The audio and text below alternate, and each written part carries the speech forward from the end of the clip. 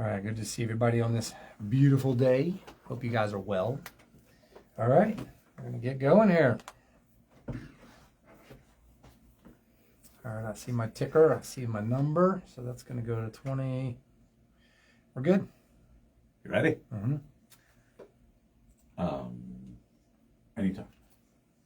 Hey, folks, welcome back to your Frederick Real Estate Update. I am Darren Ahern, bringing you over 20 years experience in the Maryland and Southern PA region. And also with me each and every week, the wingman, the one and only from Presidential Bank Mortgage, Mr. Terry Kernan. Hey, buddy, how we doing? Good, how are you? All right, we're deep into the summertime now, aren't we? Hot, hot, hot. Yeah, the heater got turned on, hitting them 90s left and right, huh?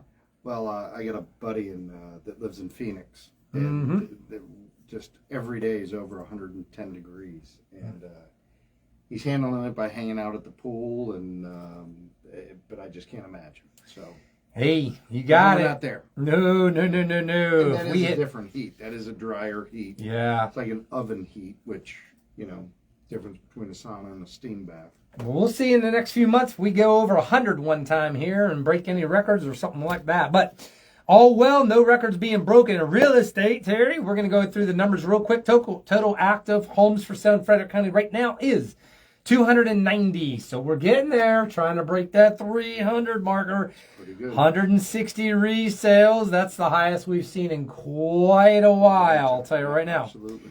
37 days on the market. That has gone up, my friend. We were at 30 forever, 32. We're at 37. That just screams everybody's on vacation. It really does. All right, median price 582. The lowest home right now is 124,000, little baby condo, and the high is 1.95 million dollars. All right, new construction 130. Okay. We have 130, so we're obviously down from the highs of 160, 180. Single family home, brand new build, 730 is your average single family home to build. So we went way above that 700 mark. I don't know what people were thinking. I don't see that sustainable at not even close coming up. Coming soon, 47. So that's down a little bit, which is normal right now. Pending under contracts, 515 and 193 resales. 322 resales, 193 brand new builds with an average time of the resales of 17 days in the market. And of course, that's going to trickle up here, I'd say in the next month or two. We'll get above 20 days on that easily. Sold in the last 30 days is 358 homes with an average time of 14 days in the market. That's going to go up. And then I haven't done year-to-date in a while now that we're past mid-year. We've had 405, as of today's date, from January 1st to today's date, we've had 405 brand new homes settle in Frederick County. So we're on track for about 800 brand new homes a year being built and settled in Frederick County. And then resales is 1,636, and then the average time across the board is 21 days. And right now the list of sold price is 101.6. That is coming back down a little bit. And the year to date is 100.2. So those are the numbers. Interesting. I thought that the resales would be more, but I guess not.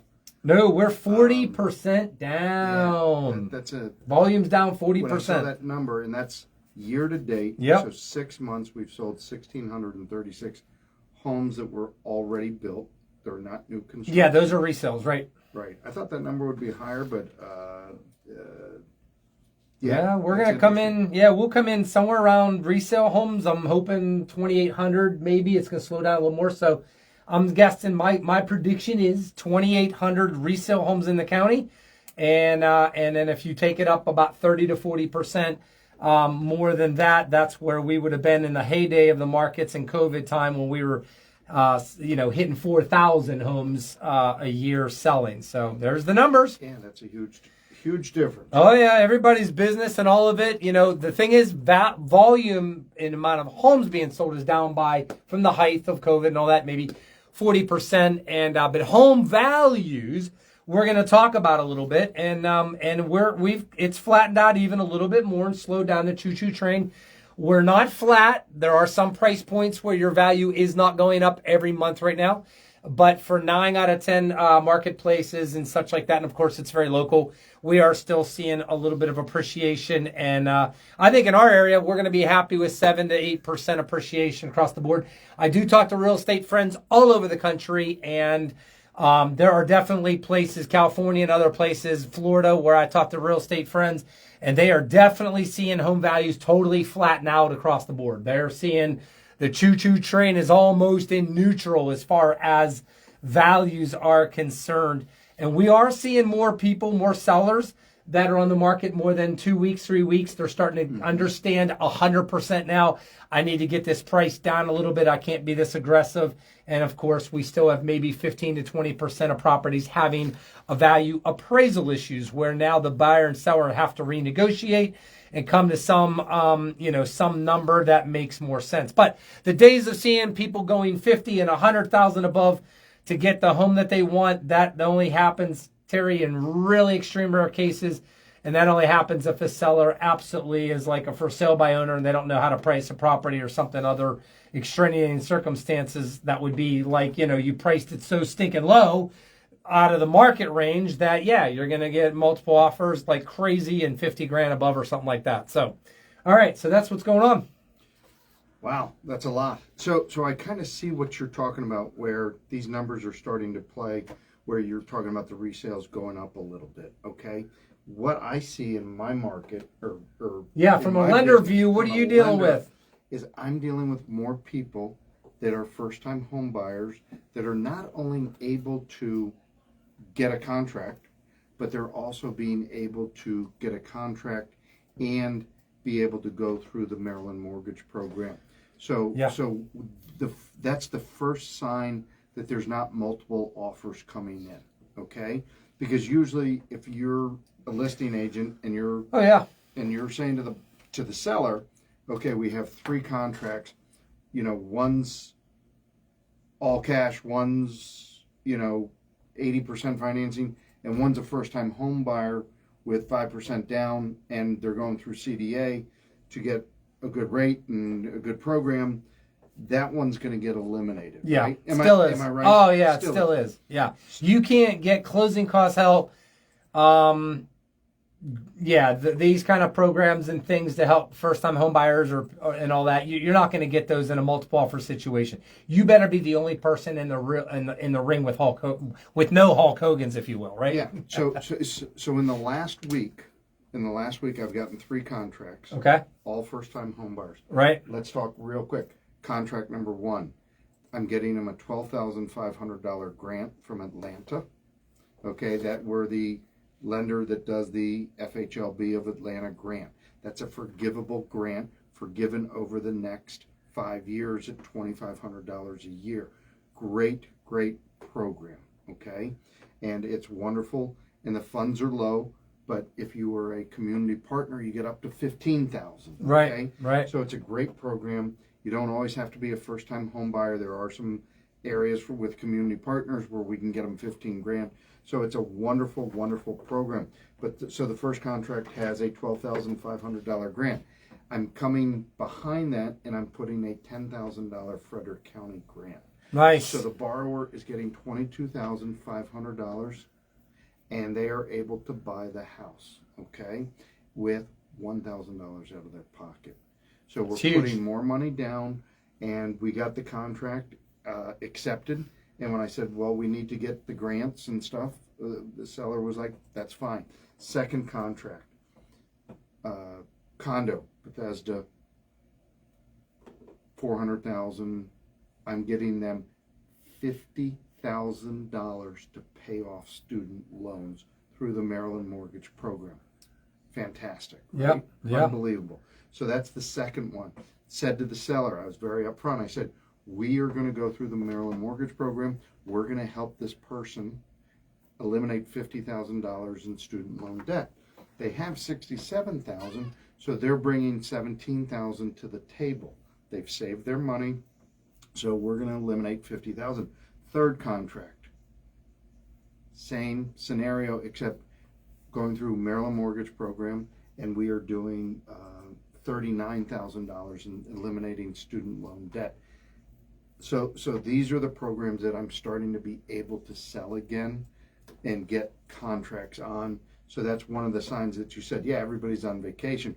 Well, the people that aren't on vacation, Yeah, they're getting some serious they're cash, getting baby. They're getting they're grant doing monies pretty and well. they're having So fun. While people are playing on the beach, we got buyers scraping We up got monies buyers. and contracts and saying, yeah. So this is all in the last week. So That's this kind great. of pumps me up. Yeah, That yeah. the first-time home buyers are actually having that opportunity to buy a house again. Yes. Which is great. And a lot of what I see with the slowdown, okay, you mentioned it, vacation. But what also happened in the last 2 weeks, besides the start of vacations? Rates skyrocketed Yeah, they to did. over 7%. You guys scared me. Scared all of us. 7.25%. They have inched back down. Now, Yeah. I always say that when rates go up, they go up really fast. When they come down really, really slow. Yeah. So it's taken 2 weeks to get back to that 7% level and a little below. That trend will continue, okay? Because the demand is not as strong as it was. So when the demand for something goes down, the price comes down.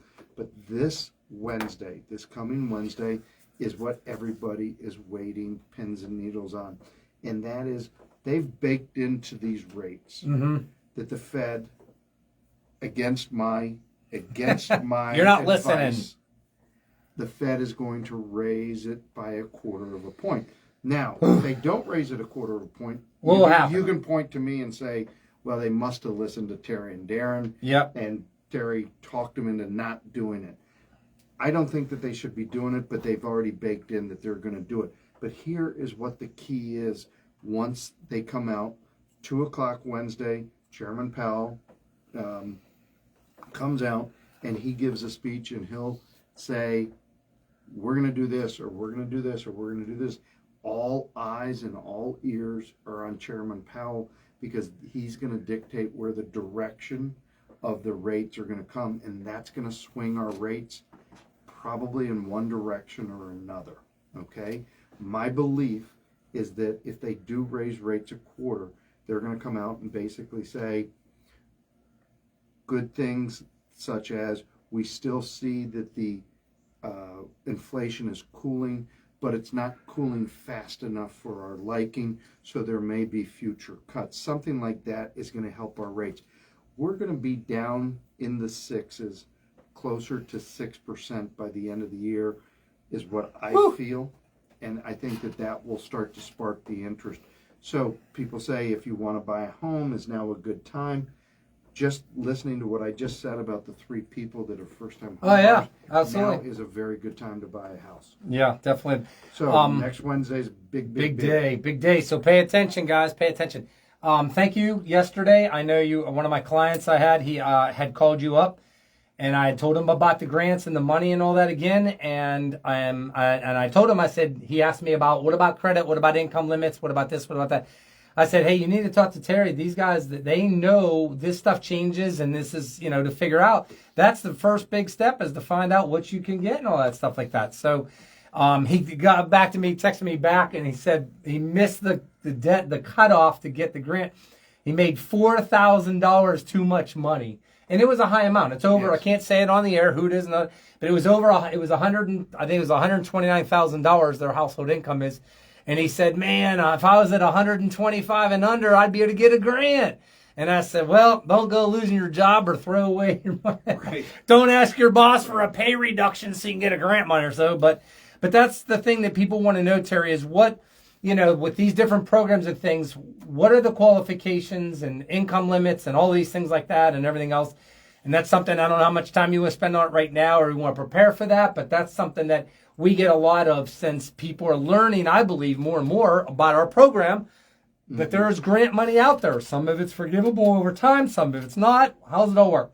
So one of the calls that I get on a regular basis, month over month, is I will get a call from somebody and they'll say, hey, I just bought a house, but I see this program with the Maryland Mortgage Program able to pay off my student loan debt. You're late to the party. Can I still get it paid off? Yeah. And the answer is no. Nope, you can't. So if you have somebody that has student loan debt, Yes. it is so important. Give me a call. We do a lot of these loans. I do a ton of the Smart Buy. It's called the Smart Buy. It's on the Maryland Mortgage Program website. You know, here's what you need to do to have your student loan debt relieved. You need 720 credit scores, okay? So you got to have good credit. Second thing that you need is you need to put 5% down, okay?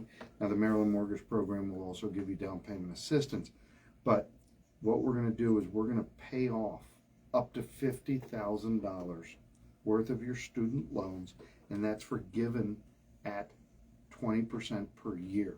So what is the catch? You got to live in that house for the next 5 years. Yeah, 5 years you got to know you're going to live in the home. Live in that house. Yep.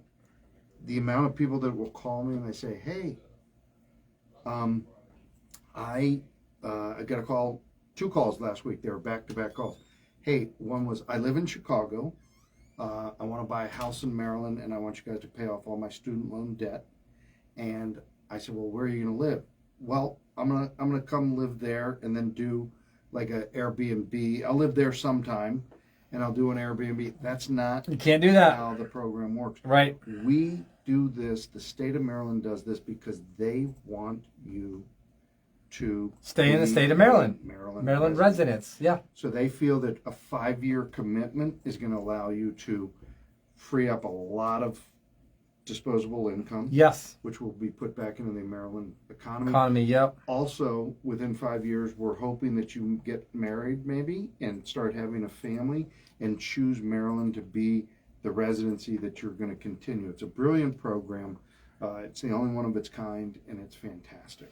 Yeah, so it's good stuff. So make sure you guys call Terry for more information about the Maryland Mortgage Program. And also the big thing is student debt and how that works and how much you can have that, forgiven and all that good stuff like that and taken care of. So, and how that ties in with ownership. I never dreamed in a million years, Terry, that student loans could somehow be tied into home ownership.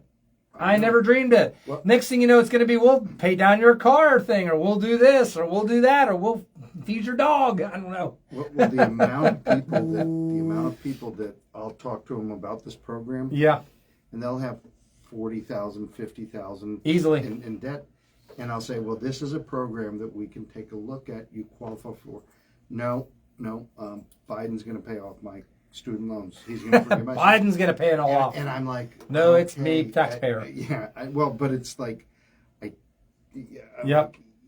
like, Yeah. Okay. Like, All right, here's what's going on. Life in the streets, Terry's thinking of qualification things real quick. I had a house, the septic system, the baffles were off and all that. And so they said, and with different lenders, so is it required on a VA loan? Do all underwriters require that there is a past septic test done? yes. All right, yes. Water test. No exception. No exceptions to the rule. All right. Water failure. I had a UV light wasn't working. We got first thing tomorrow morning, 8 o'clock. I got my guys from Eagle Plumbing. By the way, they're awesome in Frederick area. If you need anything done with plumbing stuff, call Eagle Plumbing. They are great guys. They're meeting first thing in the morning. They get there the quickest to help us out. They're going to deal with this and put in the UV light or the module, whatever's going wrong with it, because it failed bad, and that is the number one thing. This is close to farmland and everything in Walkersville, which means as a realtor, after 20 years and 700 of these doing this, I already know that there's a higher chance to have a higher nitrate levels and all these other things like that. And with a VA loan, there's different tests with bacteria, chloroform, and all the others that are required through a VA loan rather than just FHA or USDA or conventional, right? So talk about that for a minute, how that all works for our listeners. So this is a question that you did not prepare me for. So I'm going to. Yeah, but you're smarter than I am, so you got it. So I don't know the exact specifics of Right. what they require. I do know that it's a more stringent test, okay? And whether they ask for this or that. But you can't get around it with a VA loan. Right. That's what we're talking about, VA. Yes. So VA is basically the loan that you can get if you're a veteran, okay? Yep. And it's a fantastic program. I love helping veterans. But this is the requirement is you need to make sure that the water and everything is. I've gotten this question before. What if we just take it out of the contract? Sure. No. Yeah, there you go. Does not work that way. So non-negotiable. yeah. So on so with an FHA or a conventional, you can do like a hold harmless letter. VA, no. You have to get that. Now, sometimes, like on an FHA or conventional, they'll require us to get the well and septic, and you say, well, why do we need it if they're going to sign a hold harmless? Because there's a whole page in the contract dedicated to how bad the well is, and so that's when we're going to get involved and say, hey, and because what we've happened in the past is we've had a failed septic, and one time we had a failed septic, and and it was not you or anybody that the realtors that were involved, they were trying to talk the seller or the buyer into, let's do something outside the contract. You just signed the hold harmless, and I got wind of it, and I was like, no, no, not on my watch. Yeah. Not on my watch. So a failed septic. So that's why, if it's in the contract, you're going to need to provide proof that it's been resolved. And in this particular situation, we held up the purchase for 4.5 months. Wow. Until they got a new septic system in there, because they were trying to go on with a conventional loan, but it was all over the books that it was a failed septic, so it just didn't make sense to let anybody close. But it closed eventually, and everybody was fine. But you just got to be very, very careful. As a buyer, you just have to be very cautious when you're buying a house with the septic. Don't not address it, is my feeling. Yeah, you have to. And the thing is this, and guys, this is the big thing. I know somebody may say, well, they got the contract approved and this and that, got it ratified and accepted by the seller, but it's as is. So it's as is. You can't make no repairs. Yes, you can.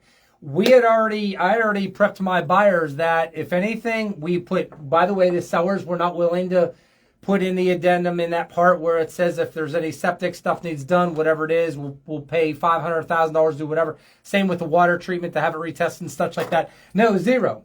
We took the onus on ourselves 100% to get that contract accepted with a VA loan on this house. And the stipulation I said to my buyer is, look, anything that needs to be repaired and fixed for you to get your loan approved through underwriting, you have to pay 100% of it. It's that simple. This is how this works now. We're still there in this kind of a market. Not a problem. So I was able to get them some good people. We got it all negotiated with good prices to get the baffles put in that.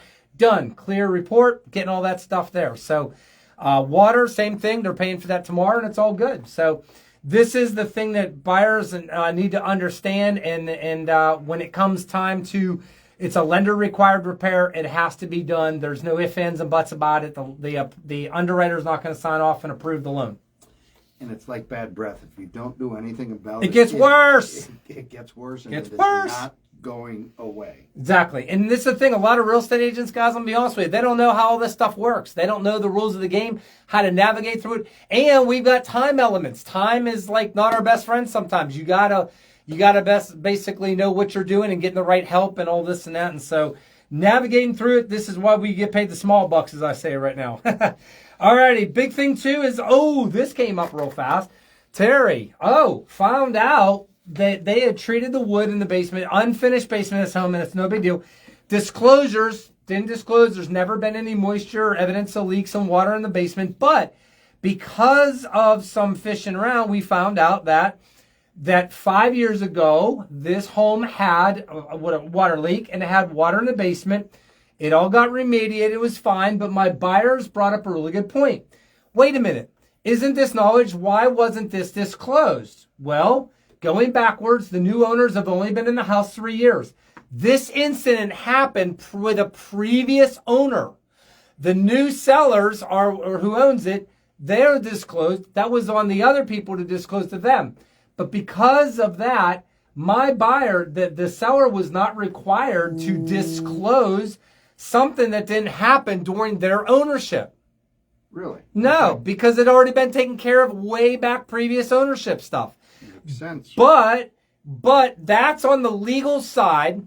on the ethical side, on the side of what I call a known material fact to keep everybody in a safe harbor so nobody can ever raise questions and try to come back and sue anybody or anything crazy like that. Here's the bottom line. It's always safe to disclose anything that you know. It doesn't hurt anything.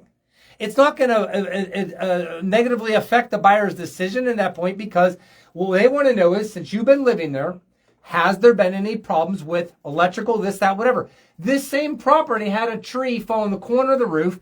They had a repair. They had a claim. That was documented. That was disclosed. They have the paperwork, and one of the trusses cracked, and they had an engineer, and they got the paperwork that it was sistered and fixed correctly according to the engineer's recommendations, and it's not going to be, it shouldn't be a problem anymore in the future. That was all just, everything's fine. But the whole thing about the fact that 5 years ago there was water in the basement, doesn't matter if it's finished or unfinished or anything, it would have been good, my buyer said, to have known this, but it's really good, Darren, with your knowledge that it didn't legally, in the disclosures, they didn't have to disclose that happened previous to their ownership. No different, Terry, than going back and saying, well, 4 owners ago, we heard that a car ran through the front porch, but it all got fixed. That was 40 years ago. So it's like, well, they're going to do their inspections, the due diligence, typically. They're going to know about this, know about that. And at the end of the day, as long as everybody shares as much knowledge as possible when it comes time, I tell sellers, that is where you say the safest you can possibly be. Just a good rule of thumb. And that's the same, Terry, for whether somebody says, hey, I knew there were no permits pulled for the basement to be finished or this to be done or that to be done. Those are really, really good things to be able to know and pay attention to. So 1 more minute. We're shutting her down for the weekend. Tell us your thoughts. Thoughts about what? I got lots of thoughts. You got lots of thoughts. 1 minute. Anything you want to share, Terry? You got 45 seconds to tell our buyers and sellers anything you want to share out there. The last thing I'm sharing is I'm going to Cambridge, Maryland for the next 2 days this weekend for the hydroplane boat races, baby. It's boat racing time again. No, I think the bottom line is if you're a first-time home buyer, we're getting those contracts accepted. So think about it. Just because rates are high, and I'm going to bring back the old term. Marry the home. Date the rate. Yep, Okay? because that thing's Marry the changing. home, date the rate. Rates will be lower in the next 18 months. We will be able to refinance you into a more comfortable payment. But Yep. let's take a look at, definitely take a look at the first-time home buyers. Absolutely. All right, guys. Thanks so much for listening. We're on Spotify, iTunes, Apple Thung, all that stuff. Click, like, share, ring that bell, get it out to everybody you know. Have an awesome weekend. From your Frederick Real Estate Update. Happy buying and selling. We're always here for you. Take care now. Bye-bye.